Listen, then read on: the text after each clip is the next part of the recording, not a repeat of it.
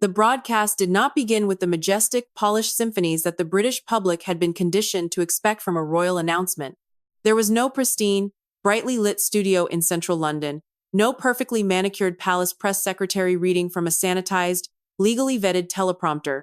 Instead, at exactly 8 o'clock on a freezing Tuesday morning, 20 million television and smartphone screens across the United Kingdom flickered violently to life, cutting through regular programming to reveal the cavernous, stone-cold stillness of the great library at Althorp House. The silence inside the room was so thick it possessed a physical weight, pressing hard against the chests of millions of viewers watching from quiet kitchens, crowded commuter trains, and stunned offices. The weak morning light bled through the high, ancient leaded windows, illuminating dust motes suspended in the freezing air above a massive, dark oak desk. Behind it sat Charles, the ninth Earl Spencer, his face gray, with a weariness that had been accumulating for nearly 3 decades, his hands trembling visibly as they rested on a faded mahogany box with tarnished brass hinges. For 26 years, the world had been fed a highly manufactured, comfortable illusion. The palace had built an unassailable narrative around the tragic death of Diana, Princess of Wales, a narrative of a chaotic paparazzi chase, a drunk driver, and an unfortunate, unavoidable twist of fate in a dark Parisian tunnel. But as the Earl leaned toward the single, high-definition camera lens, bypassing the entire British media establishment via an encrypted satellite feed the palace was desperately trying to jam, that illusion shattered into a million unrecoverable pieces. For more than a quarter of a century, Spencer began, his voice harsh, gravelly, and heavy with the unspeakable burden of a brother's lifelong guilt. The institution has spoken for my sister. The biographers have rewritten her pain for profit. The gray men in suits have sanitized her memory to protect the crown. Today, I am breaking a sacred vow I made to her just 4 days before she died, because a tragedy she foresaw with absolute terrifying clarity has finally executed itself behind the closed doors of Windsor Castle. The psychological impact on the British public was instantaneous. As the Earl reached for a silver letter opener, the camera panned down to focus on the mahogany box. When he released the brass latch, it gave a sharp, metallic click that echoed through the quiet library like a gavel striking a coffin. From the velvet-lined interior, Spencer pulled a thick, cream-colored parchment envelope. It did not bear the grand, embossed crest of Buckingham Palace, or the familiar royal stationery of Kensington Palace. Instead, it was held shut by a massive, intact glob of dark crimson wax, deeply stamped with the crude, unmistakable silhouette of a swallow in mid-flight. For the global public, the image meant nothing. But for anyone who knew the deeply buried, painful childhood of the Spencer family, that swallow was a ghost. It was the private cipher a young, broken-hearted Diana had used when they were children. Stamping it on secret notes, she would slide beneath the loose floorboards of their nursery to comfort a 7-year-old Charles after their mother had packed her bags and abandoned them. In the private language of the Spencer siblings, the swallow meant only one thing, the absolute, unshielded truth, no matter how much it bled. What followed next was a calculated execution of raw human emotion, designed to tear at the very heart of the nation. The Earl did not just read a document. He pulled the audience into the suffocating reality of Diana's final days on Earth. He described a woman who was not enjoying a sun-drenched, carefree romance on the Mediterranean, but a mother who was completely paralyzed by a profound, systemic terror. With his eyes locked onto the lens, Spencer recounted his final, agonizing meeting with his sister in late August 1997 inside her dimly lit drawing room at Kensington Palace. The air, he remembered, had been thick with the overpowering scent of her favorite white gardenias, a scent she used desperately to mask the metallic smell of her own mounting panic. He described how she had rammed the heavy mahogany box into his chest, her ice-cold fingers piercing through his suit jacket as she glanced frantically toward the heavy velvet curtains, terrified that the very walls of the palace were listening to her heartbeat. "They are building a cage for my boys, Charles," she had whispered, her voice reaching out from the grave, through her brother's memories to devastate the millions listening. "They are doing it while I am still breathing. They are going to rewrite my life. And then they are going to turn my children into enemies." The true venom of the palace's long-term strategy, as revealed by the Earl, lay not in a sudden act of violence, but in a slow, mathematically calculated psychological warfare waged against two vulnerable, grieving boys. Diana had discovered the blueprint of an institutional operation designed to isolate Prince William, the heir, while systematically alienating Prince Harry, the spare. She had watched with a breaking heart during that final summer as palace handlers subtly redirected the boys' childhood games, ensuring the future king always won while the younger brother was trained to sit quietly in the shadows and accept his status as fundamentally disposable. It was a terrifying architecture of emotional inequality, built under the guise of royal tradition, designed to ensure that when they grew up, they would look at each other not as brothers, but as dynamic threats to the crown. The emotional climax of this opening segment struck the nation with the force of a physical blow. Spencer lifted the ancient letter opener and slid it beneath the 26-year-old's seal. With a sharp, agonizing snap that sounded like a gunshot in the dead silence of the Althorp Library, the crimson wax broke apart. As the Earl unfolded the heavy paper, the camera captured a detail that caused an international intake of breath. At the very bottom of the page, beneath the hurried, frantic blue ink that had nearly torn through the paper, was a dark, rusted stain that time had failed to erase. It was the unyielding, horrifying signature of dried human blood. She ordered me never to open this unless a specific, catastrophic line was crossed, Spencer whispered, his voice cracking as tears filled his eyes, reflecting the boiling anger and profound sorrow of a brother who had waited too long to save his sister. She told me, "If my boys ever forget they share the same blood, detonate this weapon." Yesterday, behind the closed doors of Windsor, William was forced to sign the Act of Severance, legally erasing his brother from the royal archive. The crown has finally completed what they began in Paris, but they forgot that Diana left a failsafe. The revelation of the dried blood on the parchment sent a profound shockwave across the United Kingdom. But it was the cold, clinical dissection of the palace's administrative machinery that began to unravel the monarchy's modern standing. As the Earl held the heavy paper in his trembling hands, he did not point his finger at the visible, high-ranking members of the royal family who occupied the public stage. Instead, he directed the nation's attention toward the deep, subterranean layers of the institution, the dark, unmonitored space where the true gravity of the crown is maintained. Charles Spencer pulled the audience back to the winter of 1995, deep within the suffocating, historic corridors of Sandringham House, to expose a figure whose name had never appeared on a tabloid front page, but whose shadow had defined the entire emotional geography of William and Harry's lives. The public believes that the tragedy of my nephew's relationship is an organic product of personal jealousy, incompatible marriages, and the relentless glare of the global paparazzi, Spencer said, his voice dropping to a low, rhythmic cadence that forced the 20 million viewers to hang onto every syllable. That is the comfortable lie the company sold you. The truth is far more sinister. It is a tragedy that was meticulously engineered by a single, nameless individual. A gray architect who has stood in the background of every state portrait, every royal wedding, and every funeral for 30 years. A man who does not possess a drop of royal blood, but who wields the absolute, terrifying power to manipulate the sovereign, control the press packs, and systematically dismantle the psychological sanctuary of two young boys. With a precision that demonstrated his deep aristocratic familiarity with palace maneuvers, the Earl described the subtle, invisible ritual that took place inside the Sandringham estate when the princes were still children. He recounted a specific, devastating memory of this senior courtier stepping out from the shadows of a velvet-draped gallery. In one hand, the man held a magnificent, heavy gold pocket watch, a centuries-old heirloom belonging to the direct line of kings, which he presented to William with a deep, reverent bow. In the other hand, he held a simple, mass-produced wooden puzzle, which he instructed a domestic servant to hand to Harry without a word. It was not a casual act of preference. It was a calculated, daily enforcement of institutional inequality. From the age of 12, Prince Harry was taught by the grey machinery that his brother was a monument to be worshipped, while he was merely a footnote to be tolerated. The broadcast then shifted back to the terrifying reality of the present day, explaining the precise catastrophe that had forced the Earl to break his 26-year silence. The palace media machine had spent the previous 24 hours informing the public that the royal family was merely undergoing a routine, administrative restructuring of their official charities and royal patronages. But Spencer tore that press release apart. exposing it as a desperate bureaucratic cover-up.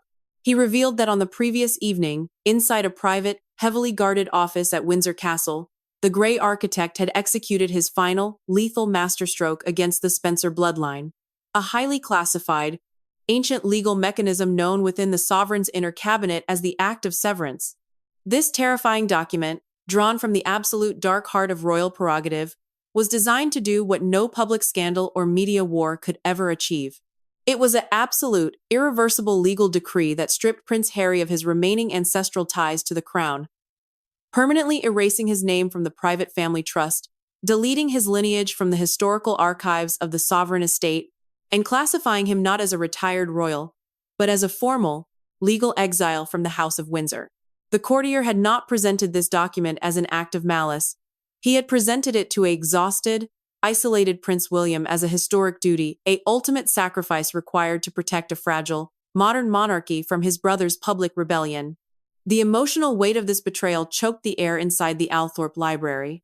Spencer described how Prince William, broken by years of relentless psychological grooming and completely cut off from independent advice, had sat under the dim lights of Windsor Castle, surrounded by the grey men in suits. The courtier had systematically weaponized the memory of Princess Diana, falsely convincing the future king that his younger brother was no longer just a loose cannon, but a terminal, systemic threat to the survival of the throne their mother had died fighting.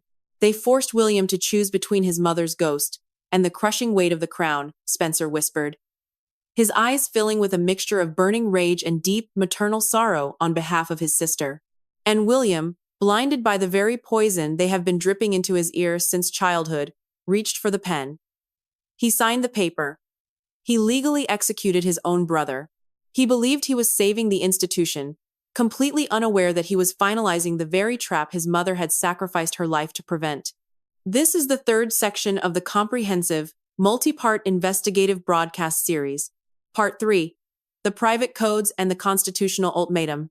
The broadcast shifted deeper into the shadows of the late princess's life, pulling the audience away from the cold, public stone of Windsor Castle and plunging them straight into the daily, terrifying reality of Diana's final summer.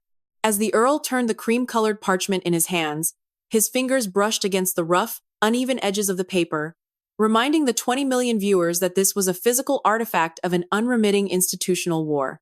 He explained that to understand why Prince William reached for that fatal pen at Windsor, the public had to understand the deep, constitutional cage the palace had built around Diana the moment they stripped her of her Royal Highness, HRH, status during the 1996 divorce settlement.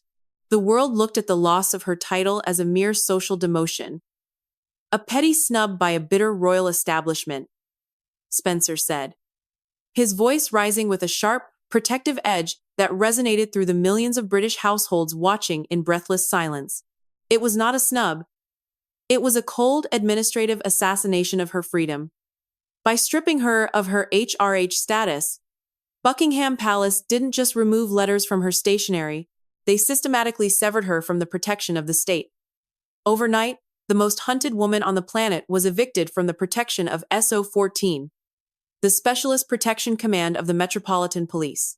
She was left entirely exposed to a hostile press pack, completely vulnerable to the deep surveillance of British intelligence, and utterly isolated within her own home. With an emotional intensity that brought tears to the eyes of viewers across the nation, the Earl exposed the desperate espionage tactics his sister was forced to employ just to maintain contact with her children and her bloodline. He described how Diana, fully aware that her landlines at Kensington Palace were being monitored and her correspondence intercepted by the grey men in suits, abandoned her own identity. In a series of private, highly classified letters sent to Althorpe House during her final months, she refused to sign her name. Instead, she adopted the ordinary, middle-class cryptonym Debbie, a mundane cipher, chosen specifically to blind the palace mail censors and ensure her letters were not weaponized by the tabloid newspapers. Through these Debbie letters, the Earl revealed the true, heartbreaking motivation behind Diana's fateful decision to accept the hospitality of Mohammed Al Fayed on his private yacht in the Mediterranean during July and August of 1997. The public had been taught to view that summer as a reckless, glamorous holiday. But the handwritten pages in Spencer's hands told a story of a terrified mother running for her life. Diana was actively trying to build a literal sanctuary outside the borders of the United Kingdom, a private, independent territory far from the reach of the courtiers, where 15-year-old William and 12-year-old Harry could simply breathe, run on a beach, and be loved without the rigid, cold conditioning of the crown. But the moment Diana tried to build that sanctuary, the palace launched a devastating legal retaliation. The Earl revealed that the senior courtier, the very same grey architect who engineered the act of severance yesterday, delivered a secret, crushing constitutional ultimatum to Diana while she was on the yacht. The palace weaponized a forgotten piece of British law buried deep within the sovereign's cabinet. The Grand Opinion on the Royal Prerogative of 1717, an ancient statute from the reign of King George I that grants the reigning monarch absolute, supreme legal authority over the care, education, placement, and travel of all minor princes in the direct line of succession. Spencer's voice cracked with a profound, decades-old sorrow as he read the frantic words Diana had penned under her secret cipher upon receiving that ultimatum. The palace had made it terrifyingly clear that if she attempted to permanently relocate her children to a foreign country, or if she married a non-British, Muslim individual, the Queen would instantly invoke the 1717 prerogative. The crown would legally strip Diana of all her maternal rights, permanently forbidding Prince William and Prince Harry from ever leaving British soil to see their mother again. She spent her last weeks on Earth trapped in an absolute, suffocating panic, Spencer whispered, his tears reflecting the deep tragedy of a mother who realized her pursuit of freedom would cost her the custody of her sons. She knew that if she stayed in the UK, they would destroy her mind. And if she left, the crown would take her children forever. She was entirely cornered, and the clock was ticking. The broadcast moved into its darkest emotional territory, dragging the 20 million viewers back to the 5 agonizing days that followed the fatal crash in Paris on the 31st of August 1997. As the Earl spoke, the camera captured the absolute stillness of the Althorpe Library, creating an atmosphere that felt like a public confession. Spencer turned his attention away from the legal warfare of the past and focused directly on the immense, systemic cruelty inflicted upon 15-year-old Prince William and 12-year-old Prince Harry during their forced isolation at Balmoral Castle in the remote Highlands of Scotland.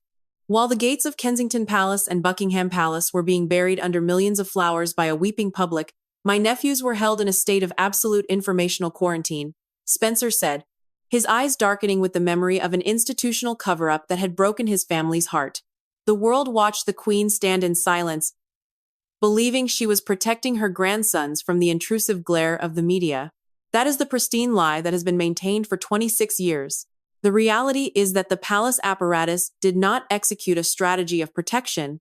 They executed a calculated strategy of psychological containment designed to sever those boys from the reality of public grief and freeze their emotions before they could question the crown. Under the direct, unyielding command of the senior courtier, a total communications blackout was implemented across the entire Scottish estate. Spencer revealed that every single television monitor, radio receiver, and independent telephone line inside Balmoral Castle was physically unplugged, removed, or locked away by domestic staff before the young princes were even awake on that fateful Sunday morning. William and Harry were left completely blind to the world, entirely cut off from the global outpouring of love and anger that was defining the nation. They were forced to process the sudden, violent loss of their mother in an artificial vacuum, completely unaware that the streets of London were filling with millions of ordinary citizens who shared their devastation and blamed the palace for her isolation. The emotional devastation of this segment deepened as the Earl described the events of that first Sunday morning.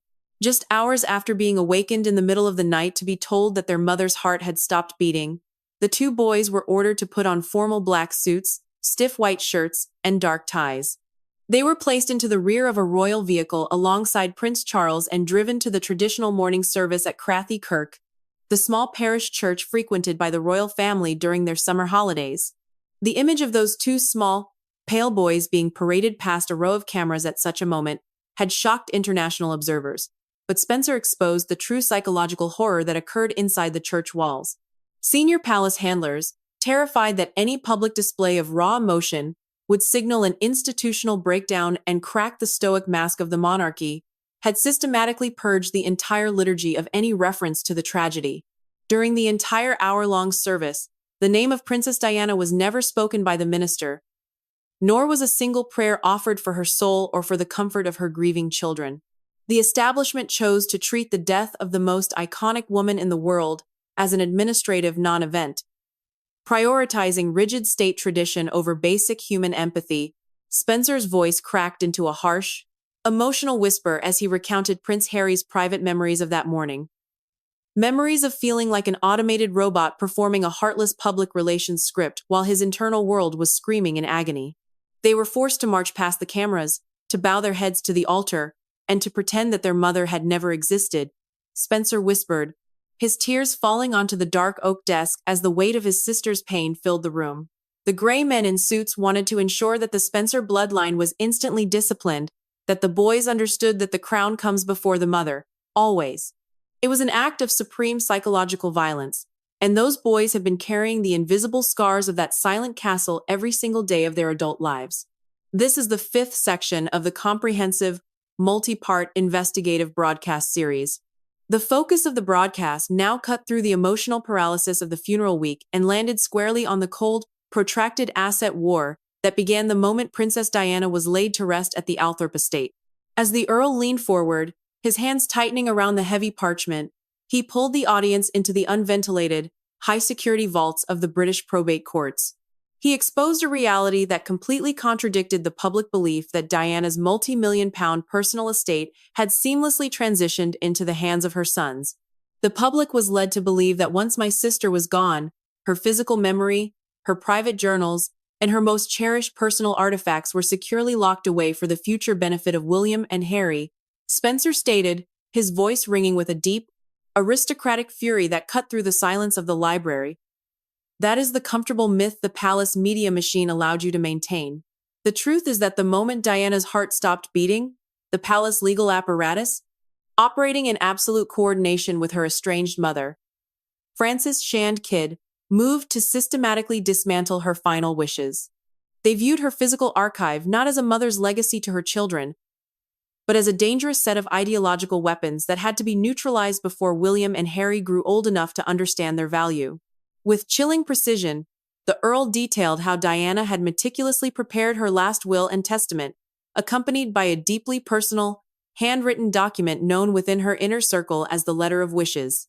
In this letter, Diana had explicitly directed her executors to distribute 1/4 of her total physical estate, comprising her iconic wardrobe, her private diaries, her personal correspondence, and millions of pounds worth of sentimental jewelry equally among her 17 beloved godchildren.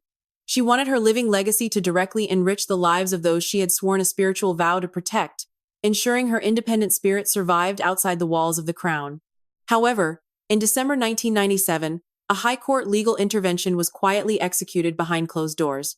Citing the bureaucratic excuse that distributing these items would create an unsustainable financial and tax burden on the young princes, the palace lawyers applied to the High Court of Chancery to fundamentally alter the terms of Diana's estate.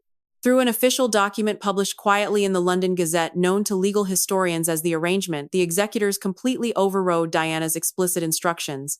They froze her personal archive inside a legal vault, replacing the priceless heirlooms intended for her 17 godchildren with cheap, insignificant trinkets. The most egregious example of this institutional asset seizure involved the most famous garment of the 20th century, Diana's ivory silk taffeta wedding gown.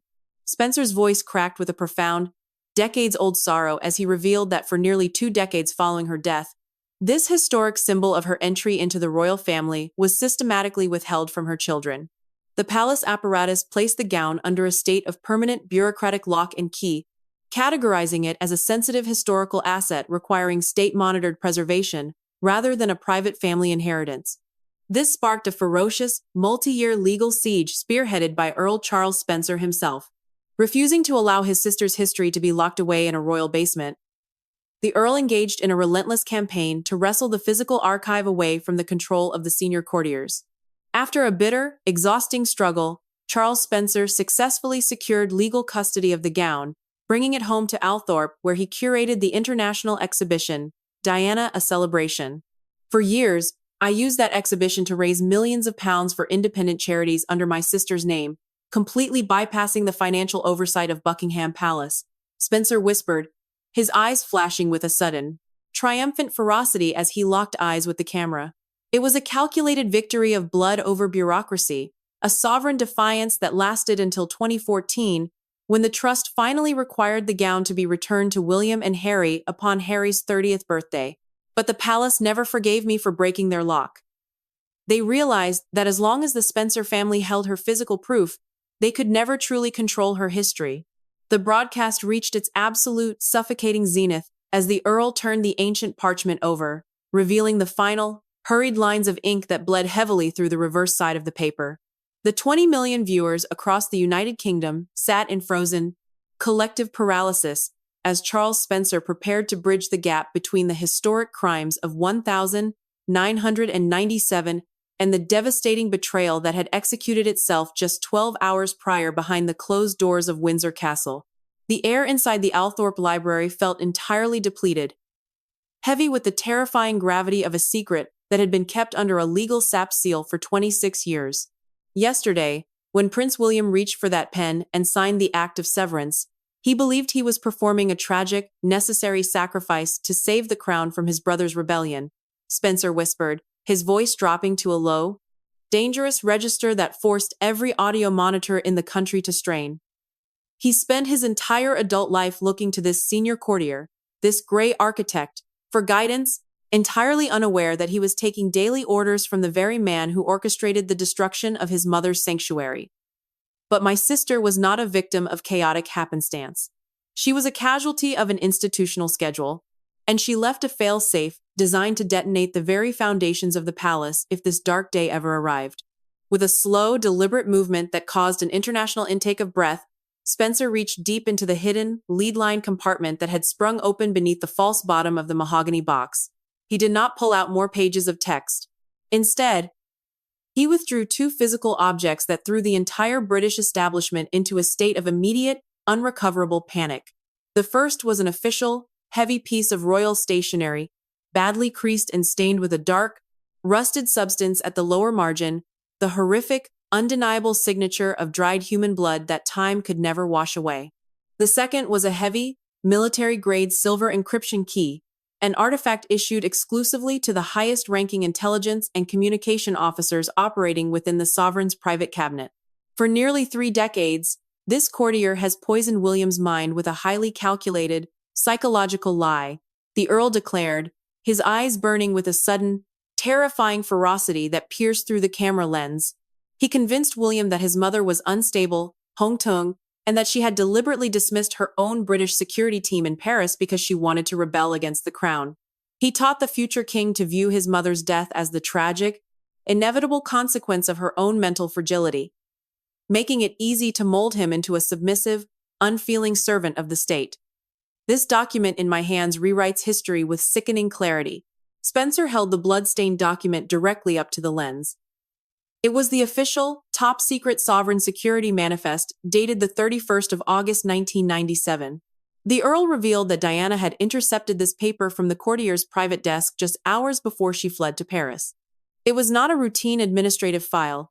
It was a direct, unyielding sovereign command that actively stripped her of her elite British protective detail, leaving her completely exposed and vulnerable to the engineered chaos that followed in the PDA-Salpêtrière tunnel.